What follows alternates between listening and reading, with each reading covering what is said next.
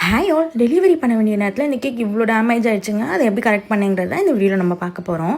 Delivery பண்ணலான்னு back பண்ணலான்னு ஃப்ரிட்ஜ்லேருந்து cake எடுக்கிறப்ப தெரியாமல் கை உள்ளே போயிடுச்சு. ரொம்பவே டேமேஜ் ஆகிட்டுன்னு சொல்லலாம். அதுக்கப்புறம் என்ன பண்ணுறது, டெலிவரி பாய் வர வந்துருவாங்க. அதனால் கடகடன்னு இதை ரெடி பண்ண ஆரம்பிச்சிட்டேன். கொஞ்சம் க்ரீம் வச்சு அந்த இடத்த கொஞ்சம் நீட் பண்ணிக்கிட்டேன். பேட்டர்ன்லாம் வேறு போட்டு வச்சுருந்தேன். எப்படி நீட்டாக கொண்டு வர முடியுமான்னு கொஞ்சம் பயந்து தான் செஞ்சேன். நல்ல வேலை கொஞ்சம் நீட்டாகவே அந்த பேட்டர்னும் சிங்க் ஆகிடுச்சு. அந்த ஆல்ரெடி பண்ணியிருந்த பேட்டர்னோட அந்த சைடில் இருக்க ரோஸ் தான் கொஞ்சம் டச் ஆகிட்டே இருந்தது. பட் ஆனால் அது ரொம்பவும் தெரிஞ்சிக்கல. டேமேஜ் ஆன மாதிரியே அந்த கேக் இருக்காது. கஸ்டமராலேயுமே கண்டுபிடிச்சிக்கவே முடியாது. இப்போ இந்த வீடியோ பார்த்துட்டு தான் கஸ்டமருக்கே தெரியும் இந்த கேக் டேமேஜாக இருக்குங்கிறது. அந்தளவுக்கு சூப்பராக அதை ரெடி பண்ணிவிட்டு பேக்கும் பண்ணியாச்சு. இது கூடவே இன்னும் 2 கேக்ஸும் இருந்தது. ஒன்று பாசுந்தி கேக்கு, அடுத்து ஒரு ப்ரௌனி.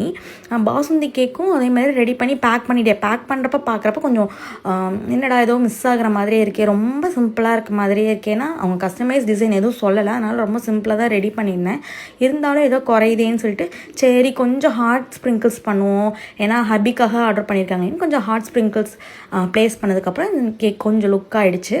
அதையும் சூப்பராக பேக் பண்ணியாச்சு. நெக்ஸ்ட் இந்த ப்ரௌனி ஸ்லாப்பையும் டெலிவரிக்கு அனுப்பிடுச்சு. உங்களுக்கும் இந்த மாதிரி கேக்ஸ் வேணும் அப்படின்னா டிஎம் பண்ணுங்கள். என்னோட ஒர்க் உங்களுக்கு பிடிச்சிருந்தா ஃபாலோ பண்ணிக்கோங்க. தேங்க்யூ ஃபார் வாட்சிங்.